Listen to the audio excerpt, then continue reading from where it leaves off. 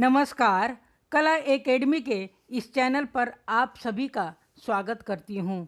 आज हम राधाचरण गोस्वामी जी की जीवनी और उनकी रचनाओं का समग्र अध्ययन कर उसके महत्वपूर्ण बिंदुओं को समझने का प्रयास करेंगे। तो चलिए हम इस अध्याय का अध्ययन कर समझते हैं। राधाचरण गोस्वामी समग्र परिचय। राधाचरण गोस्वामी का जन्म 25 फरवरी 1859 ईस्वी को वृंदावन में हुआ था और निधन 12 दिसंबर 1925 ईस्वी को। इनके पिता गिल्लू जी महाराज, अन्य नाम गुण मंजरी दास जी, एक भक्त कवि थे। प्रमुख तथ्य हैं, राधाचरण गोस्वामी जी के साहित्यिक जीवन का आरंभ 1877 ईस्वी में हुआ था। इसी वर्ष उनकी पुस्तक शिक्षामृत का प्रकाशन हुआ था। यह उनकी प्रथम पुस्तकाकार रचना थी। दूसरा है, उनकी साहित्यिक उपलब्धियों की अनेक दिशाएं हैं। वे कवि थे। उन्होंने हिंदी गद्य की विभिन्न विधाओं की श्री वृद्धि भी की। उन्होंने राधा कृष्ण की लीलाओं, प्रकृति सौंदर्य और ब्रज की संस्कृति के विभिन्न पक्षों पर काव्य रचना की। कविता में उनका नाम मंजू था। तीसरा है, गोस्वामी जी खड़ी बोली पद्य के विरोधी थे। उन्हें आशंका थी कि खड़ी बोली के बहाने उर्दू का प्रचार हो जाएगा। गोस्वामी जी का कथन था कि यदि खड़ी बोली में कविता की चेष्टा की जाएगी तो खड़ी बोली के स्थान पर थोड़े ही दिनों में उर्दू की कविता का प्रचार हो जाएगा। इन्होंने हिंदुस्तान में 11 अप्रैल का 1888 पत्र में लिखा है। चौथा है, खड़ी बोली आंदोलन अयोध्या प्रसाद खत्री ने चलाया था।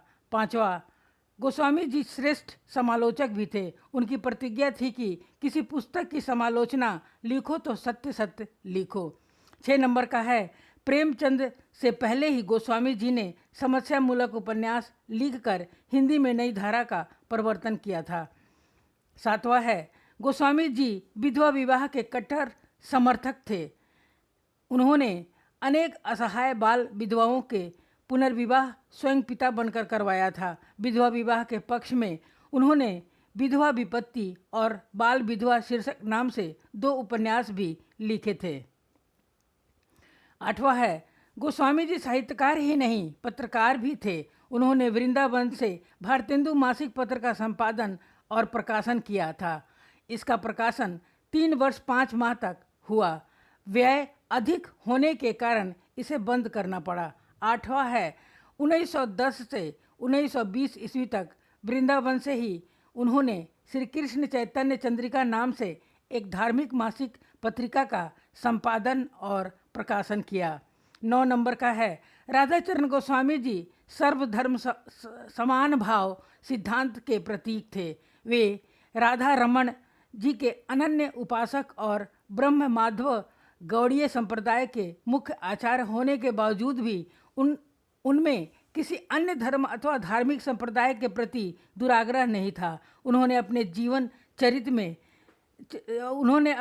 चरित के 9वें पृष्ठ पर स्वयं लिखा है, मैं एक कट्टर वैष्णव हिंदू हूँ। अन्य धर्म अथवा समाज के लोगों से विरोध करना उचित नहीं समझता। बहुत से आर्य समाजी, ब्रह्म समाजी, मुसलमान, ईसाई मेरे सच्चे मित्र हैं और बहुधा इनके समाजों में जाता भी हूँ।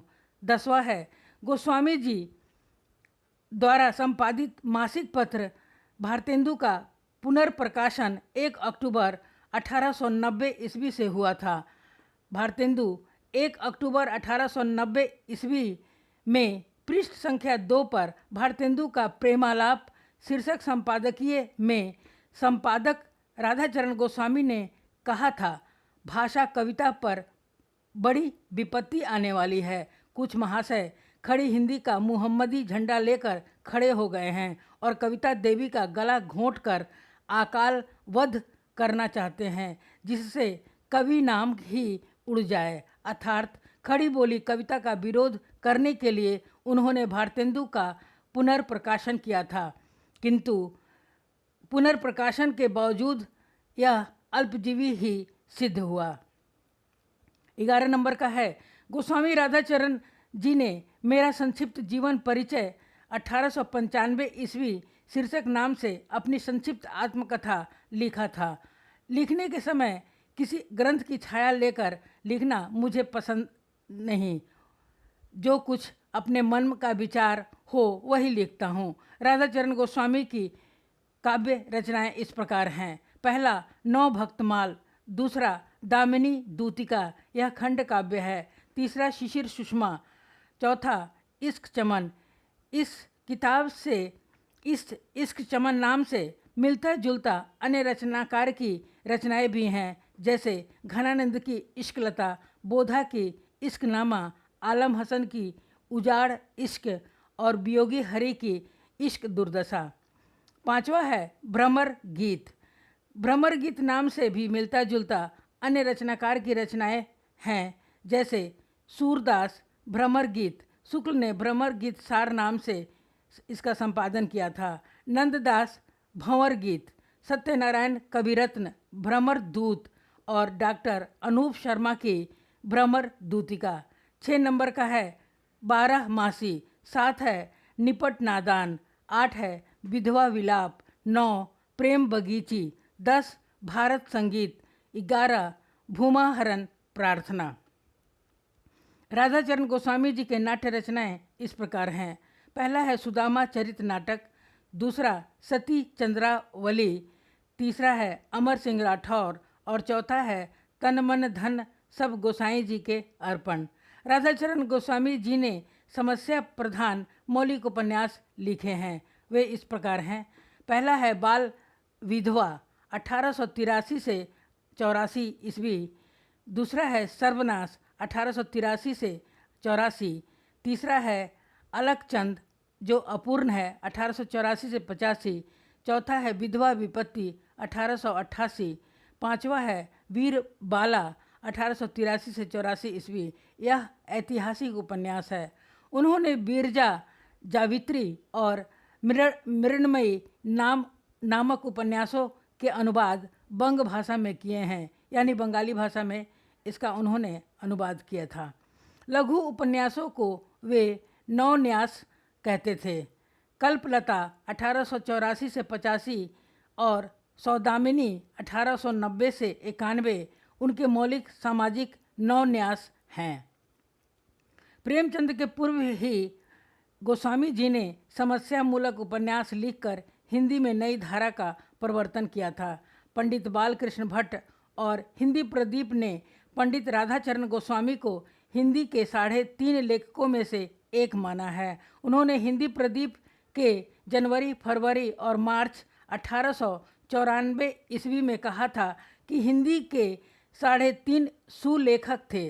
बाबू हरिश्चंद्र